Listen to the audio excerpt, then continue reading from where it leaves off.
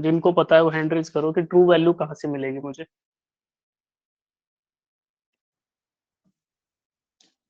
बताओ।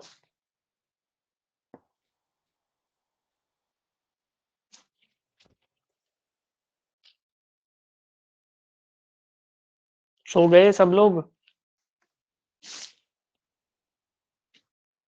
No sir. बताओ फिर।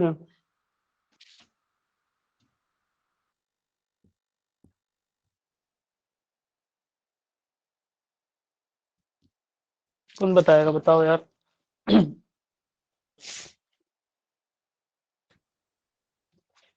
कोई नहीं बताएगा? अरे डॉक्टर हूँ, बताओ भाई डॉक्टर साहब। कौन बनेगा डॉक्टर? जिसको डॉक्टर बनना है उसको आंसर भी बताना होगा। तो मैं अभी से बोलने लग जाऊंगा। पता नहीं सर, नहीं आ रहा, चलो। देखो, मेजर्ड वैल्यू तो इतना मोटा मोटा समझ आया कि यार जिसको हम मेजर कर रहे हैं, कंपेयर करके हमने लेंथ को बताया कि भाई इतनी लेंथ है, तो that is measured value. Right. अब ट्रू वैल्यू का क्या सोर्स होगा वो मैं आपको बताऊंगा, चलो पहले एरर देख लेते हैं। The difference between the true value and measured value of the quantity is called error of measurement. ठीक है जी। आपने बोला कि जो डिफरेंस होगा किसके बीच में, मेजर्ड वैल्यू और ट्रू वैल्यू में, that is error of measurement, मान लिया। Now we know that measured value क्या है, but we are in search of true value. अब देखो, अगर हमें ट्रू वैल्यू पता चल जाए कि ट्रू वैल्यू क्या है, तो फिर इन दोनों का डिफरेंस करना है और इसी को बोलेंगे एरर ऑफ मेजरमेंट। सही। चलो, before going to actual error, मैं आपको बताना चाहूंगा कि एरर कहाँ आ रही है। Error is in the process of measurement. और मेजरमेंट हम किससे कर रहे हैं? किसी न किसी मेजरमेंट के इक्विपमेंट से, इंस्ट्रूमेंट ऑफ मेजरमेंट से। बीट, स्केल, वर्नियर कैलिपर, और वॉल्यूम नापने के लिए एज सिंपल एज एक बीकर ही हो, कोई दिक्कत नहीं है। तो since we are doing it with some instrument, तो उस इंस्ट्रूमेंट की दो प्रॉपर्टी होती है। The first one is accuracy and the second one is precision, right. अब इसमें बताओ, ये इजी है थोड़ा, इसमें बताओ what is accuracy, what is precision. जिसको इन दोनों में से किसी का भी आता है वो हैंड रेज करो।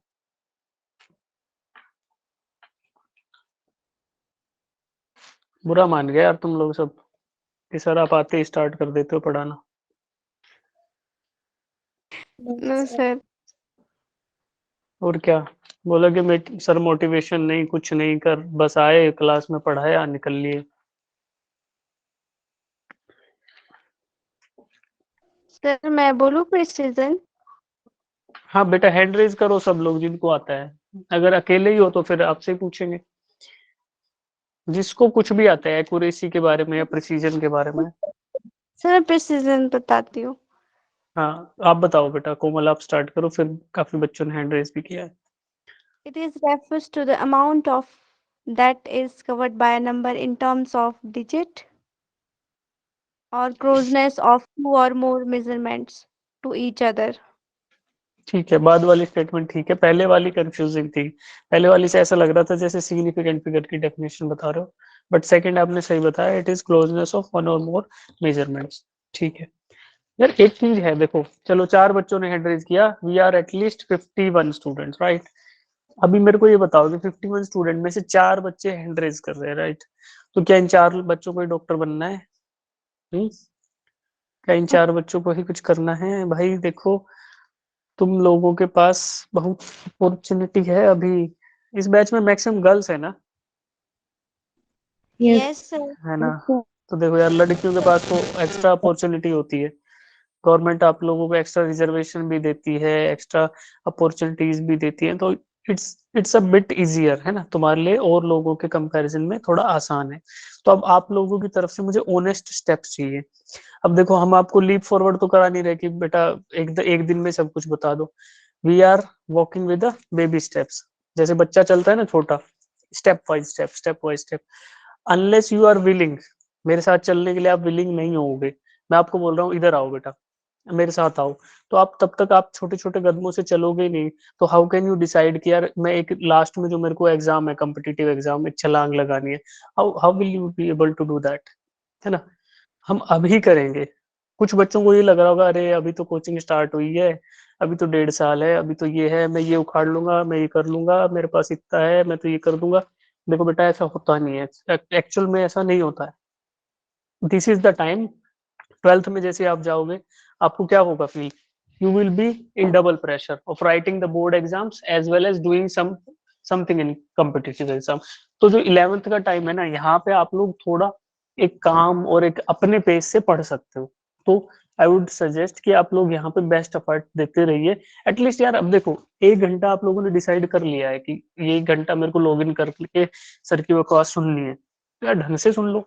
जब 1 घंटा, और मैं तो अलाउ ही कर रहा हूँ ना, मैं तो ये नहीं कह रहा, मैं तो किसी को डांट भी नहीं रहा कि सर कुछ गलत हो जाएगा या कुछ आंसर। फर्स्ट क्लास में बोला कि यार wrong answer sir equally welcome है ना। जितना सही आंसर का मैं स्वागत करता हूँ उतना ही गलत आंसर का भी करूंगा, क्योंकि मेन पर्पस इज कि आप लोग आंसर करें बेटा। Unless you are willing to walk yourself नहीं हो पाएगा। बोलो कौन बोल रहा था? सर आप थोड़ा आराम से बोला करो सर, बहुत फास्ट बोलते हैं, हमें बोलने का मौका ही नहीं देते सर। अच्छा ठीक है, मतलब मैं ऐसे फास्ट फास्ट बोलता रहता हूँ ना, थोड़ा स्लो पेस पे कि हाँ तो बेटा अभी बताओ, इस तरीके से ना। ठीक है चलेगा। और बताओ, चलो फीडबैक्स तो ठीक है यार, मतलब अभी हैंड रेज तो करो कोई तो कि यार हम बताएंगे, गलत बताएंगे सर। ठीक है चलो, ठीक है बेटा, ये ध्यान रखूंगा मैं कोमल बेटा, कोई नहीं। ओके। हाँ जी, चैट बॉक्स में भी डाल सकते हो, लाइक आपको बोलने का मौका नहीं मिल रहा है या कुछ ऐसा लग रहा है ना कि सर थोड़ा फास्ट जा रहा है, तो इक्वल हम अपन लोग कोड वर्ड डिसाइड कर सकते हैं यार। कि जैसे मान लो आपको कभी मैं पढ़ा रहा हूँ, आपको लग रहा है कि नहीं सर थोड़ा फास्ट पढ़ा रहे हो, तो you can just type fast, है ना। फास्ट फास्ट 2-3 बच्चे टाइप करेंगे तो आई थिंक मेरे को पता चल जाएगा कि यार थोड़ा फास्ट जा रहा है, या सर थोड़ा स्लो जा रहा है या बोर हो रहे हो तो बोर बोर लिख दो, है ना। We can come up with the new techniques. आप लोग लिख सकते हो कि सर चैट बॉक्स में लिख रहे हैं, 2-3 बच्चों ने लिख दिया फास्ट फास्ट, तो मतलब मुझे पता चल गया, आपने डाल दिया, फिर जैसे ही फीडबैक मुझे तो यहाँ दिखता रहता है ना, तो मैं उसके हिसाब से एडजस्ट कर लूंगा बेटा। और अगर लग रहा है कि सर बोरिंग हो रहा है, सर बहुत थोड़ा अभी समझ ही नहीं आ रहा, क्या होता है कि जब हम लोग पढ़ते हैं तो हमारे एक अटेंशन स्पैन होता है, 6-7-8 मिनट तक ध्यान रहेगा, फिर कहीं ना कहीं घूमने लगेगा, फिर से अटेंशन आएगा। तो अगर वैसा भी हो रहा है तो दैट्स ऑल ओके ना यार, दैट्स अ ह्यूमन नेचर। तो आप लोग, chat box is always open for you, आप लोग लिख सकते हो सर बोर कर रहे हो, सर बोर हो रहा है, सर अभी नहीं हो पा रहा सर, तो दैट इज इक्वल ना। हम लोगों को चीजें थोपनी नहीं है, हमें एक साथ चल के सीखना है, और वही जो सीखोगे इंटरेक्ट करके बात करके वही आपको याद रहेगा बेटा। अदरवाइज देखो थ्योरी बन जाएगी हर चीज और फिर बाद में कुछ याद नहीं आता है। एक बार सुन लिया, यही राम कहानी स्कूल में सुनाई होगी सर ने या मैम ने, वही मैं सुना के निकल जाऊंगा, वही ट्यूशन पे बच्चे जाते हैं वहां पे सीख के आते हैं। तो एट द एंड क्या रहेगा, एट द एंड वो आपके पास रहेगा जिसमें आप लोग इंटरेक्ट करोगे। तो अभी बच्चे आंसर के लिए हैंड रेज करो, एक्यूरेसी बताओ, what is accuracy? Sir, it is a मैं small difference हाँ between the experimental value and true value. ठीक है, ठीक है, बिल्कुल एग्जैक्ट तो नहीं था बट हाँ ठीक था। चलो भुवनेश्वरी बताओ बेटा।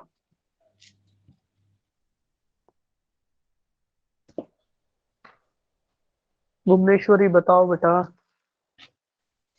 Sir, it is a particular value to the true value of the result.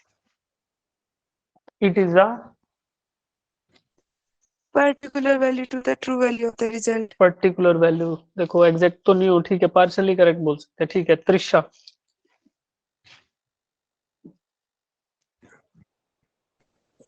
It बताओ is the बेटा। closeness between true value and measured value. सही है, it is the closeness between true value and measured value. Ritika ने बोला degree to which the result of measurement conform to the correct value, right. Conform मतलब कि जितना agreement है between what, between measured value and between true value, ठीक है। अभी true value पे हम आए नहीं, ट्रू वैल्यू डिस्कस करेंगे कि ट्रू वैल्यू या फिर एक्चुअल वैल्यू कहाँ से आती है, ठीक है। अंचल, आंचल, आंचल कुमारी। Accuracy is the closeness between a measured value and its true value. ठीक है सिमरन। Accuracy is how close a given set of measurements are to their true value. सही है बेटा। साक्षी आप बताओ। The closeness of the measured value to the true value of the physical quantity. ठीक है चलो, ठीक है बेटा, ये हो रहा है राइट कि मेजर्ड वैल्यू और ट्रू वैल्यू के बीच में कितना एग्रीमेंट है या जितनी क्लोजनेस है, ठीक है चलेगा। एक्यूरेसी, प्रिसीजन के बारे में कोई बताएगा बेटा, प्रिसीजन क्या होता है? सर बता तो दिया।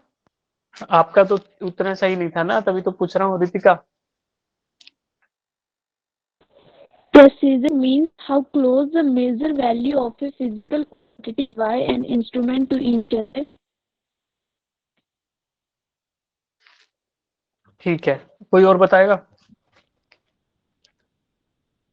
Sir, अरे नहीं, जो precision जो बच्चे सोए हुए हैं वो आओ यार, तुम तो ठीक है, एक्टिव बच्चे तो बात कर रहे हैं। मैं चाहता हूँ यार हर बच्चा एक्टिव रहे, क्योंकि देखो आपको इस क्लास से कुछ लेके जाना है तभी तो क्लास में आने का फायदा है।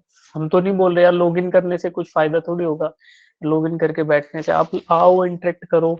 अभी मुझे इस क्लास के ना लाइक क्लास में बच्चे बड़े अच्छे हैं यार, तुम्हारी में स्ट्रेंथ भी अच्छी है, तो मैं चाहूंगा ना कि मेरा भी आउटपुट इधर से अच्छा है, लाइक एंड फाइनल में सिलेक्शन अच्छे होंगे काफी सारे बच्चों के, तो खुशी होगी ना कि जो एफर्ट हम साथ मिलकर कर रहे हैं उसका एंड रिजल्ट तो वही है।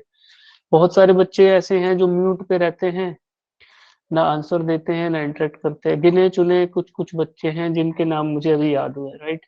तो देखो शर्माओ मत यार, कब तक शर्माओगे? और अभी फेज है, इसके बाद जब सिलेबस थोड़ा स्पीड में जाएगा या फिर थोड़ा टफ हो जाएंगी चीजें, तो उस टाइम पे तो फिर आप लोग चुप हो जाओगे सारे, फिर कैसे चलेगा? खुशी खुराना बताओ बेटा। It shows the closeness of two or more measurements to each other. It ठीक है। is independent of equality. Precision refers to the amount of the information that is conveyed by a number in the terms of digits. ठीक है, ठीक है, चलो अभी ये discuss करते हैं, फिर क्वेश्चन कराएंगे तो और डाउट पूछेंगे। ठीक है बेटा, कर लो है हाथ नीचे का। अब देखो, I will be discussing accuracy. Accuracy को अलग अलग तीन तरीके से डिस्कस करूंगा, सेम ही चीज है but writing the way of writing are different, right. फिर similar we will do with precision, तो आप लोगों को समझ आ जाएगा एक बार। Now most of you have said कि यार एक्यूरेसी का मतलब क्या है? Closeness of measured value to true value. ठीक है, रितिका ने बिल्कुल सही लिख भी दिया है कमेंट बॉक्स में। Now first is it is ability of instrument to measure as close as possible to the true value. अब इंस्ट्रूमेंट के हिसाब से देखें तो ये क्षमता है किसकी? इंस्ट्रूमेंट ऑफ मेजरमेंट की क्षमता है to measure it as close as to true value, कि ट्रू वैल्यू के जितने निकट, जितने एक्यूरेटली या जितने पास वो मेजर कर पा रहा है, तो this is the ability of the instrument. ठीक है, it could be defined as the level of correctness of the measurement to its true value. यही सेम बात हुई कि correctness of the measured value to true value, true value के पास correct value के हिसाब से बात करें तो। ठीक है जी, अगला it represents how closely the results agree with the standard value, की स्टैंडर्ड वैल्यू, अब वही ट्रू वैल्यू का दूसरा नाम क्या है? Standard value. स्टैंडर्ड वैल्यू के कितना पास हमारा मेजर्ड वैल्यू है, दिस मींस एक्यूरेसी। ठीक है जी, चलो अब बात करते हैं प्रिसीजन की। ये तो आपने सही बताया था, एक्यूरेसी बहुत सारे लोगों ने बताया था। एक्यूरेसी, अब देखो कुछ बच्चे जो सुप्त अवस्था में है, सोए हुए हैं, उनके लिए बता देता हूँ। एक होगा ट्रू वैल्यू। ट्रू वैल्यू का मतलब है कि जो एक्चुअल मेजरमेंट है, जिसका हमें नहीं पता क्या है बट वो एक्चुअल है। ठीक है, अब इस ट्रू वैल्यू को अगर हम मेजर करने चले तो हम किसी इंस्ट्रूमेंट से मेजर करेंगे, उससे एक वैल्यू आएगी मेजर्ड वैल्यू। एक्यूरेसी क्या कहती है कि ये ट्रू वैल्यू और मेजर वैल्यू एक दूसरे के कितने पास पास है। अगर ये true value equal to measured value है तो मतलब highly accurate, 100% accuracy. But that is not possible, क्योंकि वो पॉसिबल होगा तो एरर नहीं रहेगा। हमने एरर में पढ़ा ना कि नो मैटर हाउ एफर्ट, कितने भी हम एफर्ट डाल लें, ट्रू वैल्यू और मेजर्ड वैल्यू एक जैसे हो नहीं सकते, यानी एरर जीरो हो नहीं सकती। बट जितना नजदीक ट्रू वैल्यू और मेजर्ड वैल्यू रहेंगी उतना ही हमारा एक्यूरेसी ज्यादा रहेगा। चलो अब प्रिसीजन की बात करते हैं। It could be defined as the sharp exactness of the measurement, कि हम बार बार मेजरमेंट कर रहे हैं, वो कितना शार्पली एक ही पिन पॉइंट, एक ही वैल्यू वहीं पे रीडिंग्स दे रहा है ना, बार बार। ठीक है जी, चलो द क्लोजनेस ऑफ टू और मोर measured the closeness of two or more measurements to each other is known as precision of a substance, precision of a equipment। कि दो या दो से ज्यादा रीडिंग अगर हमने ली किसी इंस्ट्रूमेंट की हेल्प से, तो वो दोनों रीडिंग या दो से ज्यादा रीडिंग्स एक दूसरे के कितने पास हैं, या कितने एक दूसरे से कितने एग्रीमेंट में है। अगर वो बहुत ज्यादा एग्रीमेंट में, मान लो मैंने रीडिंग ली, एक यहाँ पे आई, दूसरी भी इधर ही आई, तीसरी भी इधर ही आई, तो दिस मीन्स की जो रीडिंग्स हैं वो क्लोज टू ईच अदर हैं। दिस मीन्स की प्रिसीजन बहुत हाई है, या फिर अदर वर्ड्स में the equipment is highly precise. ठीक है, चलो इसके बाद अगले definition, it represents how closely results agree with one another. Results हमारे कितने क्लोज, वही है कि यार रीडिंग्स अगर पास पास है तो they are in great agreement with each other. चलो अब कोई मेरे को बताएगा कि ये हमारे पास एक डार्ट गेम है, राइट? डार्ट गेम है, Yes. इसमें डार्ट गेम समझते हो ना, निशानेबाजी वाला जो होता है, डार्ट गेम या आर्चरी बोल लो, ठीक है। अब इसका अगर सेंटर पॉइंट, अगर इसके सेंटर पॉइंट को मैं ये लेके चलूं, ये येलो जो डॉट बनाया कि this is the true value, जो बिल्कुल बीच में है, निशाने का बिल्कुल बीच में, ठीक, ये ट्रू वैल्यू है। और जो जितने भी ब्लैक डॉट्स हैं, if I consider them to be the measured values, तो मेरे को ये बताओ, अगर ये फर्स्ट इक्विपमेंट है, ये सेकंड वन है, ये थर्ड वन है और ये चौथा है, ये चारों अलग अलग मेजरमेंट के इक्विपमेंट हमने यूज किए, और पहले इक्विपमेंट से जो रीडिंग्स आई वो मुझे यहाँ दी हुई है, ये इधर, ठीक। इसमें इसमें ये ट्रू वैल्यू है, येलो कलर का डॉट जो है, और बाकी ब्लैक डॉट है वो मेजर्ड वैल्यू है। तो इस इंस्ट्रूमेंट के बारे में आपको मुझे ये बताना है, क्या ये इंस्ट्रूमेंट एक्यूरेट है? अगर एक्यूरेट कैसे बताओगे? If true value is close enough to the measured value, तो इसका मतलब हुआ कि वो एक्यूरेट है ना? तो क्या ट्रू वैल्यू मेजर्ड वैल्यू के आसपास है या दूर दूर है? अगर दूर दूर है तो नॉट एक्यूरेट, अगर पास पास है तो एक्यूरेट। बताओ। एक्यूरेट है। एक्यूरेट है। अच्छा बेटा देखो, सबको देखो, सिर्फ इसको मत देखो, यहाँ तो आपको आइडिया नहीं लग पाएगा प्रोस्पेक्टिव का कि कितना है एक्यूरेट। ये देखो लास्ट वाला देखो, यहाँ पे तो बिल्कुल पास पास है ना, तो उस हिसाब से जज करो उसको। ऐसे दूर दूर है, मैं ये बता रहा हूँ कि दूर दूर है, आप पास मत समझो उनको। अगर दूर दूर है तो इट्स क्योंकि ये नॉट। पास अच्छा चलो आप अभी वेट करो बेटा, पहले एक बार समझो फिर पूछूंगा कोमल आपसे, ठीक है? चलो बहुत सारे बच्चे आंसर दे रहे हैं चैट बॉक्स में कि sir it's not an accurate. चलो पहला मैं समझा देता हूँ, देन वी विल प्रोसीड कि सेकंड थर्ड फोर्थ पूछेंगे। कोमल आपसे दूसरे वाला पूछूंगा बेटा मैं। देखो ये हमारी येलो कलर का डॉट था, this is true value, since each and every measurement, almost every measurement is far enough, दूर है किससे? ट्रू वैल्यू से। तो इसका मतलब ट्रू वैल्यू और मेजर्ड वैल्यू में डिफरेंस ज्यादा है, तो इसका मतलब क्या? ट्रू क्लोज तो नहीं है ना, या फिर एग्रीमेंट में तो नहीं है ना, इसका मतलब क्या हुआ? एक्यूरेसी क्या है? लो। अगर ये बिल्कुल पास पास होती रीडिंग्स किसके? ट्रू वैल्यू के, तो हमारा क्या होता? Highly accurate. बट यहाँ पे दूर दूर है, इसका मतलब it's not an accurate instrument. क्यों? क्योंकि जो ट्रू वैल्यू थी बीच में येलो, उससे हर एक मेजर्ड वैल्यू ब्लैक डॉट सभी के सभी दूर है, there is some gap between them. चलेगा? तो दिस मीन्स कि this is not an accurate instrument. ठीक है जी। फिर दूसरी बात, also the measured values are far enough from each other, जो मेजर्ड वैल्यू है वो उन वैल्यूज से भी दूर दूर है, और भी ज्यादा दूर है। दिस मीन्स कि multiple readings are not in agreement, है ना? how closely results agree with each other, results are not in good agreement with each other, this means कि this is also not a precise equipment, ना तो ये accurate है और ना ये एक precise equipment है। चलो तो इसका मतलब क्या हुआ? the first one has low accuracy and low precision, accuracy भी कम है और प्रिसीजन भी कम है। एक्यूरेसी इसलिए कम है क्योंकि जो ब्लैक कलर की रीडिंग्स है हमारी, वो सेंट्रल वैल्यू या फिर हमारी जो ट्रू वैल्यू है उससे दूर दूर है।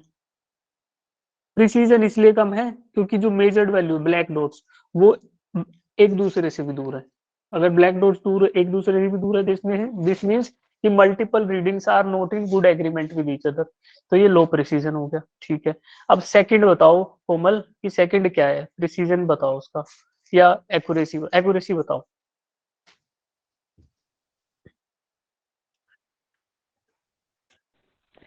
सर एक्यूरेट ये नहीं है, क्यों? एक्यूरेट नहीं है दूर है। क्योंकि ईच एंड सर ये एवरी दूर ब्लैक है। Dot is far enough from true value, yellow dot से सभी के सभी ब्लैक डॉट्स दूर है, this means it has low accuracy. Precision बताओ, प्रिसीजन के बारे में कोई स्टूडेंट बताओ, कोई भी बता दो, कोमल आप ही पता। प्रिसीजन भी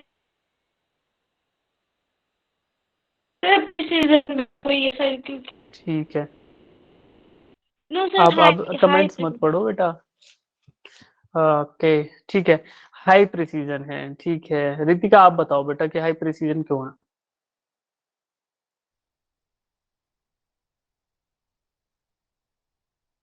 शायद इनका माइक नहीं चल रहा है मे बी। हाँ मीनाक्षी आप बताओ बेटा।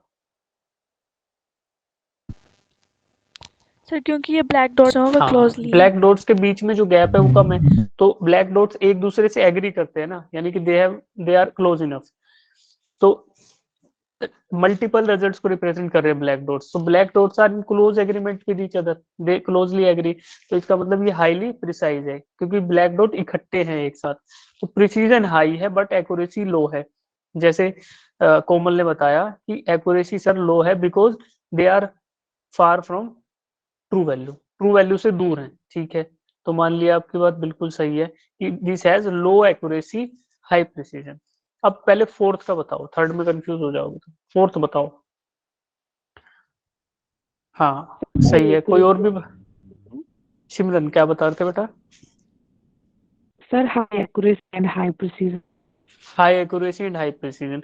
किसी बच्चे को इसके अलावा लग रहा है तो वो बताओ, शायद ये गलत भी हो सकता है इनका आंसर। किसी को और कुछ समझ आ रहा है तो वो बताओ फोर्थ में क्या है, अनम्यूट करके बताएं बेटा।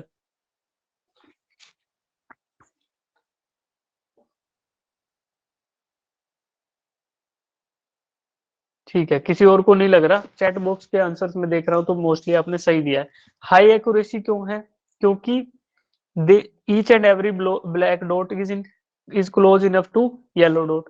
तो येलो डॉट के गुड एग्रीमेंट में है, यानी कि measured values are in good agreement with true value. This means high accuracy. And measured values are in good agreement with each other. This means high precision. अगर measured value true value के पास पास है तो high accuracy है, अगर measured value एक दूसरे के भी आसपास है तो हाई प्रिसीजन। तो अब ये बताओ कि इनमें से कौन सा इंस्ट्रूमेंट मुझे चाहिए, मेरे लिए सबसे अच्छा इंस्ट्रूमेंट कौन सा है? 1 2 3 या 4 चैट बॉक्स में डाल दो, कौन सा अच्छा है?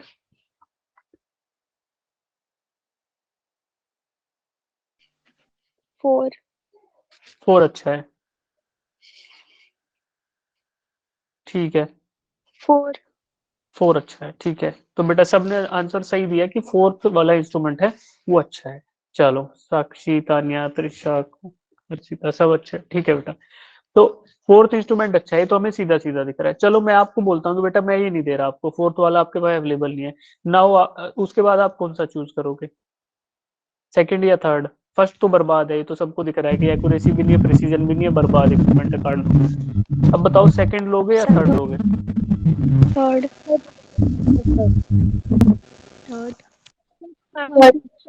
क्लोज। देखो थर्ड वाले के बारे में बताओ, अनम्यूट करके बताना, प्रिसीजन एक्यूरेसी के बारे में। एक्यूरेसी क्या है, लो है हाई है?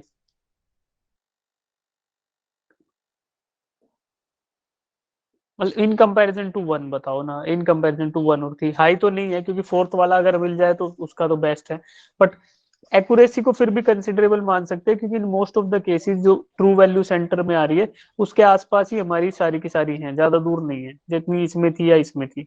इसमें तो रेड सर्कल के भी बाहर थी, इसमें भी बाहर की सारी है, तो ये क्लोज इनफ है। तो इसको बोल सकते हैं कि मॉडरेटली एक्यूरेट ना, तो फिर भी ठीक ठाक एक्यूरेसी है। बट प्रिसीजन इसका भी नहीं है, क्यों?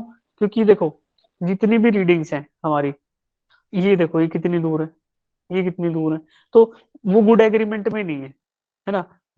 प्रिसीजन का मतलब एसेंशियली यही होता है कि यार अगर शिफ्ट हो रही है वैल्यूज तो इकट्ठे एक साथ ही किसी एक साइड शिफ्ट हो, ऐसा नहीं कि कोई किधर जा रहा है रेंडमली, वो नहीं होगा। वो प्रिसीजन का फिर कंसेप्ट उसमें लगता नहीं है। मैं आपको अभी बताऊंगा कि प्रिसीजन से होता क्या, राइट। चलो, तो इसमें ये समझ लो यार ये हाई एक्यूरेसी है और लो प्रिसीजन है। लो प्रिसीजन इसलिए क्योंकि दूर दूर है, और हाई एक्यूरेसी इसलिए क्योंकि फिर भी ये close enough to this central value है, ठीक है। अब मेरे को मैं एक क्वेश्चन पूछ रहा था कि सेकंड और थर्ड में से चॉइस दी जाए तो आप क्या चूज करोगे? तो बहुत सारे स्टूडेंट बोल रहे थे सर थर्ड लूंगा, क्यों? For it being highly accurate. चलो ठीक है, आपकी चॉइस। कोई बच्चा ऐसा है कि सर मैं सेकंड ले लूंगा और उसमें कुछ करके उसको फोर्थ जैसा बना लूंगा। सेकंड इक्विपमेंट अगर आप मेरे को फोर्थ नहीं दे रहे तो I will choose the equipment number 2 and I will do some changes in that equipment to make it alike as that of 4, कि मैं उसको 4 जैसा बना लूंगा। कोई है बच्चा बताओ? साक्षी क्या लगता है? साक्षी Yes, sir. हाँ बेटा बताओ, अगर सेकंड वाला इक्विपमेंट मैं आपको दूं तो क्या आप उसको फोर्थ जैसा बना सकते हो by doing some necessary changes? मतलब ये समझ पा रहे हो कि मैं पूछ कह रहा हूँ, ये समझ पा रहे हो? नहीं समझ पा रहे? No, sir. जीरो जीरो अगर मान लो किसी इक्विपमेंट का जीरो ही शिफ्ट हो जाए, ये एग्जांपल है, मान लो स्केल है, ये 2 सेंटीमीटर वाले पॉइंट से टूट जाए, ठीक है। अब मैं ये मेजरमेंट लेंथ की कर रहा हूँ बिना टूटे हुए स्केल से, मैं बता रहा हूँ बेटा ये 11 सेंटीमीटर है, ठीक है। आप टूटे हुए स्केल से मेजर करके उसको स्टार्ट करके देखोगे तो आपकी रीडिंग 13 नहीं आएगी, 13 आएगी ना, क्योंकि आपका Yes, जीरो sir. शिफ्ट हो गया। लग रहा है कि नहीं लग रहा? आएगी कि नहीं आएगी पहले ही बताओ। अगर आप उसको ऐसे जैसे मैं प्रोसेस अप्लाई कर रहा हूँ कि भाई मैंने इसको यहाँ स्टार्टिंग वाले पॉइंट पे रखा, जो रीडिंग आई मैंने देख लिया कि हाँ 11 आ रही है, आप उसको टू पे आपका टूट गया, फिर आप स्टार्टिंग पॉइंट पे उसके रख रहे हो, फिर देख रहे हो तो बोलोगे सर 13 रीडिंग आ रही है, ऐसा होगा कि नहीं होगा? Yes, sir. कितने बच्चों को लगता है ऐसा होगा? है ना? आप समझ गए क्या होगा? तो आपका स्केल जो है टूट गया है 2 सेंटीमीटर पे, ठीक है। अब आप इसमें नेसेसरी चेंजेस क्या करोगे to make it as that of mine? या तो आप इसको नया स्केल ले लोगे, चिपका लोगे, या फिर या दूसरा तरीका ये है कि सर मैं 2 को 0 मान लूंगा, है ना, यानी मैं अपने 0 को शिफ्ट कर लूंगा, फिर जो भी मेरी रीडिंग आएगी उसमें से 2 माइनस करके बताया करूंगा। ये चेंजेस कर सकते हो ना आप, ये हमने किया, ये सबने किया है, छोटे बच्चे थे हम तब भी करते थे। तो देखो, तो आपने एक नेसेसरी चेंज किया, आपको पता था कि there is some defect in my equipment, I will do necessary change and make it good enough to go. तो ऐसा इक्विपमेंट में एक चीज होती है जीरो एरर, अगर जीरो शिफ्ट हो जाए किसी इक्विपमेंट का तो वो ऐसा बिहेव करेगा जैसे ये है कि एक्यूरेट रीडिंग्स नहीं देगा, बट जितनी भी रीडिंग्स होंगी ना वो एक खट्टी होंगी और उतने ही गैप से डेविएटेड होंगी। तो जैसे टूटे हुए स्केल में 2 सेंटीमीटर थी इसकी वैल्यू, जितना ही डेविएट कर रहा था सेंट्रल वैल्यू से, है ना, बट जब आपने वो 2 माइनस कर दिया तो क्या हुआ कि ये वाली चीजें इधर शिफ्ट हो जाएंगी। हो गया ना करेक्ट? तो डिजायरेबल कोई सा भी है, हमारा मोस्ट डिजायरेबल इक्विपमेंट तो है 4 नंबर मिल जाए तो highly accurate highly precise, but अगर लो एक्यूरेसी हाई प्रिसीजन मिल रहा है तो we can still make it good. अगर नहीं, कई इक्विपमेंट में नहीं हो सकता तो the priority should be third one. तो अगर बोला जाए कि यार इंटेलिजेंट प्रायोरिटी क्या है तो I will go 4 then 3 then 2 then 1। अब ये 3 और 2 के बीच में जो कंफ्यूजन है ना, that will depend upon equipment. अगर जैसे मानो स्केल था, करेक्शन वाज इजीली करेक्ट कर सकते। स्क्रू गेज है, स्क्रू गेज में जो दूसरा एडजस्टमेंट के लिए नट होता है दूसरी साइड, रेचेट मैकेनिज्म से दूसरी साइड जो नट होता है उसको हम किसी स्क्रू ड्राइवर की मदद से कम या टाइट कर सकते हैं, ताकि हम हमारा जब रेचेट फुल टाइट हो तो 0 रीडिंग दे, राइट। तो still there are correction measures. ऐसे ही इसमें होता है हमारे पास वर्नियर कैलिपर में भी एक छोटा सा स्क्रू होता है जिसको हम एडजस्ट करके उसका 0 अगर इधर उधर मिलान नहीं खा रहा तो उसको मिला सकते हैं 0 से 0 की लाइन को, ठीक है। तो if the equipments are simple enough तो हम 2 को भी ले सकते हैं 3 को भी, बट अगर हाईली एडवांस इक्विपमेंट है जिसमें correction is very not that cost effective या करेक्शन इज नॉट दैट वो घिस गया है, वियर एंड टियर हो गया है बार बार मेजरमेंट से, तो फिर उसमें ऑब्वियस चॉइस विल भी कि यार पहले 3 ले लेता हूँ, 3 में एक्यूरेसी जो है ना एटलीस्ट अभी के लिए तो काम कर रहा है। तो ये थोड़ा मोटा मोटा सुन लिया आपने, जितना समझ आया ठीक है बाद वाली बातों में, बट ये बस एक्यूरेसी और प्रिसीजन जिसको समझ आया they are good to go with the exam, ठीक है। कि यार एक्यूरेसी मतलब ये रीडिंग्स ट्रू वैल्यू के पास है, प्रिसीजन मतलब रीडिंग्स अदर रीडिंग्स के भी पास है, बस इतना समझ आया तो एग्जाम के प्रोस्पेक्ट से सही है। बाद का कुछ समझ आया तो you are learning for yourself, वो अच्छा है, समझ आए तो, ना आए तो भी कोई इश्यू नहीं है। चलो अब बताओ, यहाँ डाउट है तो पूछो, जिसको डाउट है हैंड रेज करेंगे, 1 मिनट डिस्कस करेंगे फिर आगे बढ़ेंगे।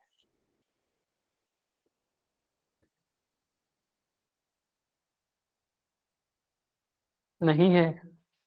चलो अब आते हैं एब्सोल्यूट एरर पे। कोमल बेटा फास्ट तो नहीं हो रहा है ना ज्यादा फास्ट? sir. हाँ फास्ट होगा तो आपके लिए नहीं है, मैं जस्ट तो आपका नाम था आपने बोला था इसलिए मैं पूछ रहा हूँ। अगर कोई किसी भी Yes, स्टूडेंट को लग रहा है फास्ट जा रहा है नहीं समझ आ रहा है तो चैट बॉक्स में बस मैसेज ड्रॉप कर दो, और ऐसे मैसेजेस का नाम भी नहीं लूंगा मैं कि किसने भेजा है कैसे नहीं भेजा है, ठीक है। तो वो हिडन ही रहेंगे, कोई ऐसा दिक्कत नहीं। चलो मतलब आपको भी नहीं बताऊंगा कि आप फास्ट बोल रहे हो या कोमल ने फास्ट बोला है या फिर किसी और ने बोला है, साक्षी ने, सुनिधि ने, हर्षितिका ने, मुस्कान ने, किसी ने भी, ऐसे मैं बोलूंगा नहीं कुछ भी। तो जैसे मैं नाम लेता हूँ ना, वो नहीं लेंगे, बट मैं करेक्ट कर लूंगा उसको पढ़ाते टाइम उसी टाइम पे। ठीक। हाँ जी बेटा। तो अब बात आई थी हमारे पास एरर की। अब हम देखेंगे कि ट्रू वैल्यू का सोर्स क्या है। पहले हमने देखा कि सर इसकी एरर की डेफिनेशन क्या है। एरर की डेफिनेशन है कि the difference between true value and measured value. समझ आया। इसके बाद हमने बात किया कि since we are measuring with the help of an instrument, तो हम इंस्ट्रूमेंट के बारे में कुछ जान लेते हैं, एक्यूरेसी जाना और प्रिसीजन जाना। ये क्या था, मेजरमेंट से रिलेटेड दो ऐसे इंपॉर्टेंट पैरामीटर्स थे जो एरर्स में काम आएंगे। अगर एक्यूरेसी हाई मतलब प्रिसीजन, एक्यूरेसी हाई मतलब एरर कम, डायरेक्ट कोरिलेशन है। ठीक है। चलो अब बात करते हैं, अब वापस आ गए एरर्स पे, उसको छोड़ के। अब एब्सोल्यूट एरर क्या होता है, इसको डेफिनेशन पढ़ेंगे। Absolute error is the measurement of physical quantity, ठीक है, and it is the difference between the true value and measured value. तो अब कोई मेरे को बोलेगा, अच्छा सर यही तो डिफरेंस था, यही तो डेफिनेशन थी एरर की, तो फिर absolute error, error of measurement में क्या फर्क? तो मैं उसको बोलूंगा बेटा बिल्कुल ठीक, कोई डिफरेंस ही नहीं है, आपने सही पकड़ा। क्योंकि एब्सोल्यूट एरर की जो डेफिनेशन है और जो एरर ऑफ मेजरमेंट की डेफिनेशन है कि the difference between true value and measured value, तो वो सेम ही चीज है। तो एरर का मतलब ही होता है एब्सोल्यूट एरर। ठीक। चलो, let the physical quantity be n time. अब देखो, एन टाइम मेजर करें किसी फिजिकल क्वांटिटी को, एन टाइम्स मतलब मान लो कि सिंपल केस में शायद उतना कोरिलेशन नहीं हो पाए, मैं बोलूँ कि बेटा इसकी लेंथ मेजर करनी है, तो आप उसको 10 बार तो मेजर नहीं करोगे, क्योंकि आपको कॉन्फिडेंस है, you have been using this equipment for so long, और इसमें तो इतना हाई एक्यूरेसी या इतना लीस्ट काउंट भी इसका इतना बड़ा या छोटा नहीं है कि उसमें बहुत बड़ा वेरिएशन आ जाए। बट अगर बहुत सोफिस्टिकेटेड इक्विपमेंट यूज कर रहे हैं हम, तो हम क्या करेंगे कि there are chances of error, या कोई ऐसी चीज है जिसमें हम ये नहीं कर सकते कि यार उसमें कुछ एरर आए मेजरमेंट में, तो हम वहां पे यूज करेंगे क्या, मल्टीपल रीडिंग्स लेके देखेंगे, ताकि हम अपनी एरर्स को मिनिमाइज कर सके। That's why we will take n readings. अब वो एन हो सकता है 10, 20, 30, कुछ भी हो सकता है, राइट। ठीक है भाई। अब हमने मेजरमेंट किया एन टाइम्स, 10 बार मेजर किया, हर बार लिख लिया, तो हमारे पास मेजर्ड वैल्यू कितनी हो गई, 10 वैल्यूज हो गई जिनको हमने मेजर किया। 10 बार मेजर किया तो 10 हो गई मेजर्ड वैल्यू, और उनको हमने लिख लिया A1, A2, A3 up to AN, ऐसे लिख लिया। ठीक। यहाँ तक आया बात समझ? अब देखो, अब आता है कि ट्रू वैल्यू क्या है। किसी ने मेरे को ये भी बोला था चैट बॉक्स में कि सर इट इज मीन। ठीक है। हम क्या कर रहे हैं कि जितनी भी मेजर्ड वैल्यूज थी उनका अर्थमेटिक मीन ले ले रहे हैं, उन सबको सम करेंगे, डिवाइडेड बाय एन कर देंगे जितनी हमने रीडिंग ली थी, तो उसका एक अर्थमेटिक मीन आ जाएगा या उसका एक एवरेज आ जाएगा। उस एवरेज को ही हम बोल देंगे कि sir this is the true value. क्या किया हमने, हमने एस्टिमेशन किया ट्रू वैल्यू का। हमने ये देखा कि यार जब हम मेजरमेंट कर रहे हैं, लाइक जैसे मैंने आपको एग्जांपल बताया था कि we were measuring the diameter of rubber ball, जिसका डायमीटर 5 सेंटीमीटर आया था। ठीक। अब 5 सेंटीमीटर आया और 5.0 सेंटीमीटर। अब इसमें कुछ बार कुछ बच्चे नापेंगे तो किसी का डेविएशन पॉजिटिव साइड में जाएगा, किसी का डेविएशन नेगेटिव साइड में जाएगा, या मैं ही 10 बार नाप रहा हूँ तो sometimes my deviation will be in the positive side. उसमें क्या रीडिंग्स हो सकती है 5.01, 5.02, इस तरीके की, है ना। कुछ हो सकती है 4.99, 4.98। तो क्या होगा कि हम जब हम if we want to estimate the true value, तो हम इन सब रीडिंग्स को जोड़ लेंगे और एवरेज कर लेंगे। क्यों? पॉजिटिव साइड की एरर्स और नेगेटिव साइड की एरर्स एक दूसरे को काट देंगी। देखो इन दोनों को जोड़ोगे 4.99 प्लस 5.0, तो 5 प्लस 5 10, 10 डिवाइडेड बाई 2 करें तो ट्रू वैल्यू के पास हम आ गए।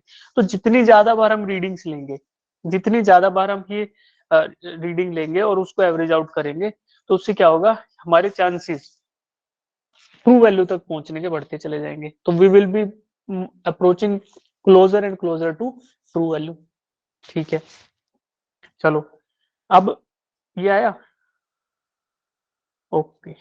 चलो कुछ बच्चे हैंड रेज किए, पूछो बेटा। अदिति का,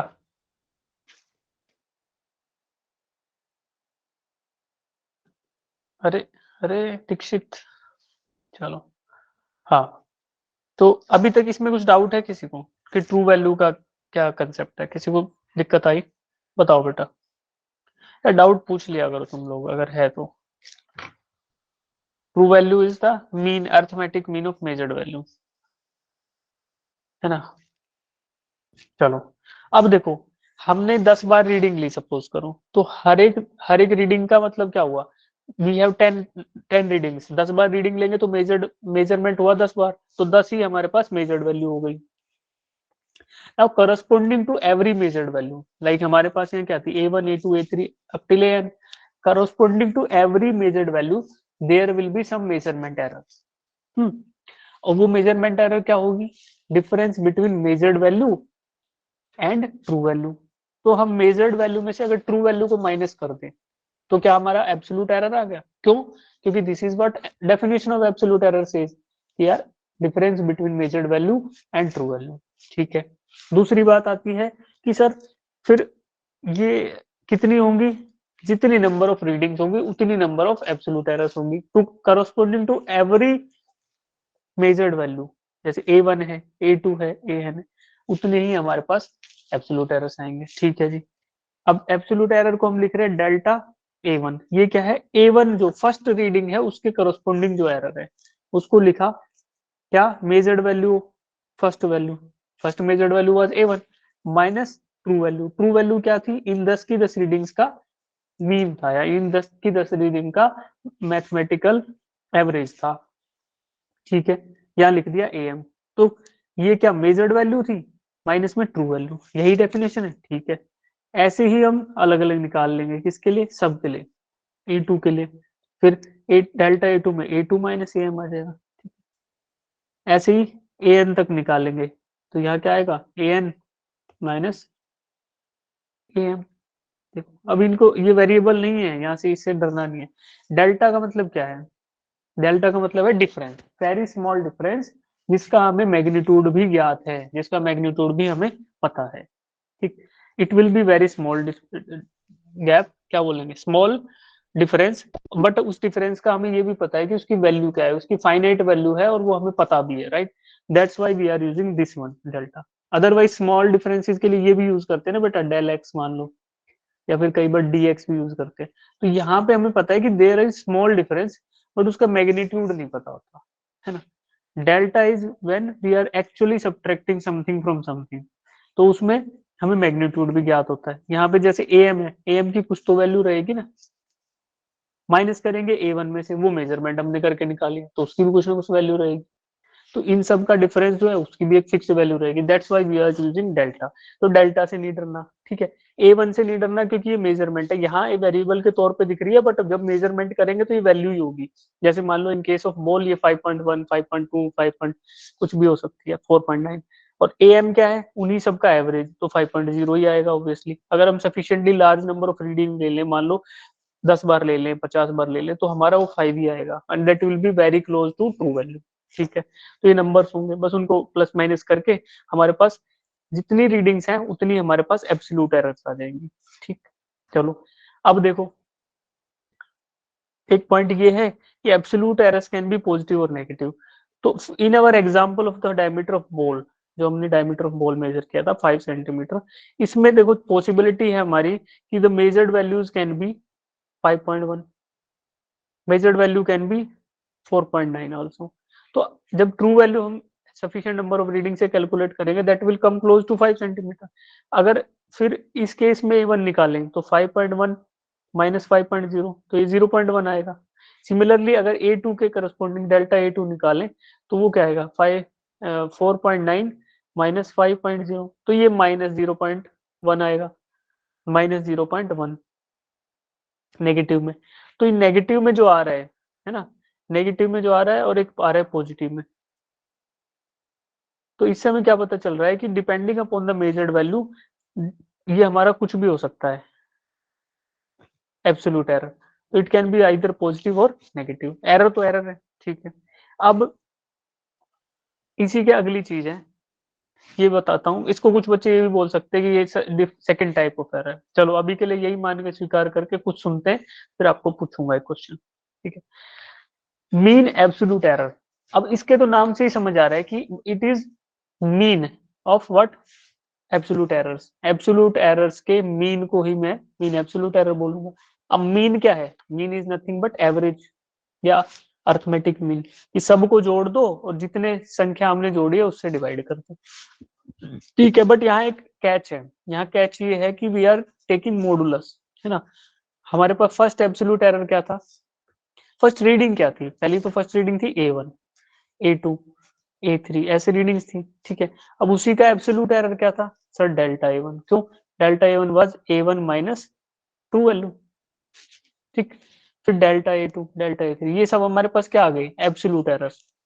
इन्हीं एब्सोल्यूट एरर्स का मीन लेना है मुझे, और मीन क्या करके लेना है? मॉडुलस लेके। फॉर एग्जांपल मान लो फर्स्ट केस में हमारे पास 0.1 आया था, सेकंड में -0.1 आया था, थर्ड में मान लो रैंडमली बोल रहा हूँ कि मान लो 0.2 आ जाता, या फोर्थ में मेरे पास -0.2 आ जाता। अब देखो, अगर मैं इन सीधा सीधा इनको जोड़ दूं एब्सोल्यूट एरर्स को, तो क्या इनका सम जीरो नहीं आएगा? पॉजिटिव वैल्यूज एक दूसरे को नेगेटिव काट देंगी। तो इस केस में अगर मैं इनका मीन निकालूं, मीन एब्सोल्यूट एरर, तो क्या वो जीरो नहीं आ जाएगा बेटा? तो उस जीरो को अवॉइड करने के लिए हम इसका मैग्नीट्यूड लेंगे, क्योंकि ये मीन जो है ये हमें दिखा रहा है कि ओवरऑल कितनी एरर आ रही है, हर एक रीडिंग के स्पेसिफिक नहीं। 10 के 10 रीडिंग्स को एक साथ लेके फिर एक ही फील देगा कि यार टोटल एरर का कितना, मतलब एरर कितनी आ रही है हमारी ओवरऑल मेजरमेंट्स में। तो देखो, अगर यहाँ पे हम मोड ना लें तो क्या होगा कि फिर एरर्स एक दूसरे को काट देंगी, हमें फाइनल रिजल्ट जीरो मिल जाएगा। तो उसको पढ़ के ऐसा लगेगा कि कोई एरर नहीं आ रही प्रोसेस में, मेजरमेंट के प्रोसेस में कोई एरर नहीं आ रही, बट एक्चुअल में एरर्स आ रही होंगी और वो एक दूसरे को नेगेट करके काट रहे होंगे। तो हम लोग क्या करते हैं? मॉडुलस ले लेते हैं। अब modulus is a mathematical function, जिससे क्या होगा कि इसका आउटपुट है वो पॉजिटिव आएगा, पॉजिटिव नंबर ही रहेगा। माइनस का अगर -0.1 का अगर मैं मॉडुलस लेता हूँ तो इट्स इक्वल टू 0.1। इसका लेता हूँ अगर पॉजिटिव का, पॉजिटिव 0.2 का, तो वो 0.2 ही रहेगा। बट अगर नेगेटिव का ले लेता हूँ तो it will be minus minus हट जाएगा 0.2। तो इससे क्या होगा? पॉजिटिव पॉजिटिव वैल्यूज आएंगी, और उनका जब एवरेज लूंगा तो मुझे एक बेटर पिक्चर दिखाएगा कि हाँ भाई एरर्स आ रही है। ठीक है, और एरर्स का मैग्नीट्यूड जैसे जैसे बढ़ेगा, whether in the positive direction और इन द नेगेटिव डायरेक्शन, तो मेरा मीन एब्सोल्यूट एरर का, यानी कि एब्सोल्यूट एरर्स के जो एब्सोल्यूट एरर्स का जो मीन है वो बढ़ता चला जाएगा। तो मुझे एक बिगर पिक्चर दिखेगी, मुझे ये पता चलेगा कि यार मेरे प्रोसेस ऑफ मेजरमेंट में कुछ ना कुछ लोचा है। अब वो चाहे लोचा कहाँ है, मतलब वो डिफरेंस कहाँ पे है, वो प्रॉब्लम कहाँ पे है, that can be on the equipment side, कि मेरा इक्विपमेंट ही फेल कर रहा है, या मेरा जो बंदा है that is not trained enough to measure the thing. Sir error का बोलो बेटा कोमल, आवाज नहीं आ रही आपकी साफ। हेलो, चैट बॉक्स में डाल दो बेटा डाउट। हाँ ठीक है, जो बच्चा आवाज, जिसकी आवाज में इशू आए तो चैट बॉक्स में डाल दो, we will discuss it, right. चलो, हाँ जी। तो अब देखो, अब ये समझ आया कि एब्सोल्यूट एरर्स के मीन को मैं बोल रहा हूँ मीन एब्सोल्यूट एरर। ठीक है, अब इसको लिखने का तरीका ये हो सकता है। अब absolute deviations can be on positive side, जैसे नॉर्मल एरर होती है, और it can be on negative side, और इन सबको जोड़ के ये फाइनली लिखते हैं। ठीक, A equals to A M plus minus delta I. तो एब्सोल्यूट एरर्स का मीन, ये मीन को दिखाता है। ऊपर जब अपन एक बार लगा देते हैं, इसका मतलब है कि ये एक बार लगा दिया। ठीक है बेटा, एरर का मैग्नीट्यूड गलत रीडिंग लेने से बढ़ेगा। जब सबसे पहले एब्सोल्यूट एरर का मैग्नीट्यूड बढ़ेगा, और एब्सोल्यूट एरर का डेफिनेशन क्या कहता है? Measured value minus true value. तो अगर ट्रू वैल्यू तो हमारी फिक्स रहेगी यार, ट्रू वैल्यू तो ट्रू वैल्यू है, उसको हम एस्टिमेट कर रहे हैं, बट एरर का मैग्नीट्यूड कैसे बढ़ेगा? जब हम अपने मेजरमेंट के प्रोसेस में बहुत बड़ी बड़ी गलतियां करने लगेंगे तो मैग्नीट्यूड बढ़ जाएगा, रीडिंग्स बहुत गलत गलत लेने लगेंगे। ठीक, चलो, अब एरर का मतलब हो गया एब्सोल्यूट एरर। ये बार बार मैं शब्द इसलिए बोल रहा हूँ बेटा कि एरर का मतलब एब्सोल्यूट एरर, क्योंकि एरर हमारी सिर्फ एक ही टाइप की होती है, दैट इज एब्सोल्यूट एरर।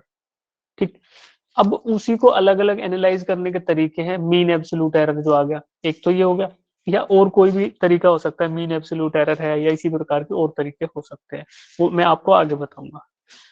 ठीक है, परसेंटेज एरर होती है, रिलेटिव एरर होती है, positive error, negative error, man made error, random error, ये सब उसको एनालाइज करने के तरीके हैं। या फिर उसके बिहाइंड उसके पीछे क्या रीजन रहा उसको जानने के तरीके। But error as a specific error सिर्फ एक ही होती है, एक ही टाइप होती है, दैट इज एब्सोल्यूट एरर।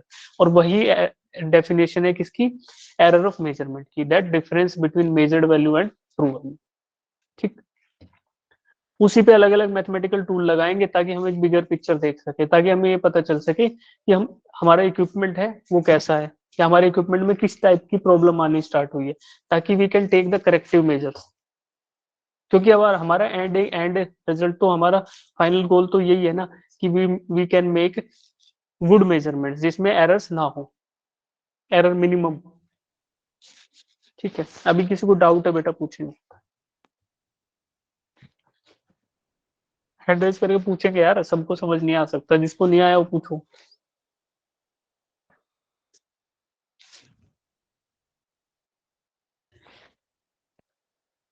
चलो बेटा, इतनी ठंड में आप लोग पढ़ रहे हो, मैं पढ़ा रहा हूँ तो समझ में तो आना चाहिए।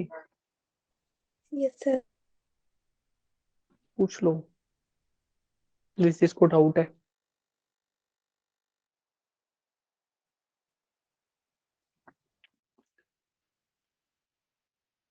मेरा गला अब तो शायद खराब हो गया यार आज, कल देखते हैं होगी नहीं होगी, कैसे करेंगे, शायद शाम तक सही हो जाएगा। बोलो डाउट बोलो। मीन एब्सोल्यूट एरर, एरर में किसी को डाउट है? अगला क्वेश्चन दे देता हूँ फिर मैं आपको। चलो, ये दो चीजें रह गई यार, क्वेश्चन तो तब करेंगे। ठीक है, अभी डाउट पूछ लो, अदरवाइज अपन लोग ड्रॉप कर सकते हैं, उसमें टाइम लगेगा फिर।